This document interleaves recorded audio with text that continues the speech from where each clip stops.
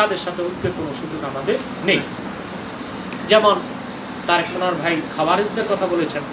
খাওয়ারিজদের পুরো ইতিহাসটা ইবনু মাজাহ শরাতে আসছে যে তাদের সংখ্যা ছিল 12,000। সিফিনে যখন যুদ্ধ হলো, হযরত আলী রাদিয়াল্লাহু তাআলা আনহু এবং হযরত মুআবিয়া রাদিয়াল্লাহু তাআলা আনহু দুইজন দুই দিকে ছিলেন। আজকেও সহিহ বুখারীতে আমি দার্স দেওয়ার সময় পুরো ঘটনাটা তাদেরকে বলেছি। বাবুল মাআসি লা ইউকাফফারু সাহিবুহা ইল্লা বিশিরক। কবিরা গুনাহগারকে কাফের বলা যাবে না। যখনই কেউ শিরক কুফর করবে তাকেই কাফের বলা যাবে, গুনাহ যত বড় হোক তাকে কাফের বলা যাবে। এখানে আমি খাওয়ারিজদের প্রসঙ্গটা এনেছিলাম তোমাদের।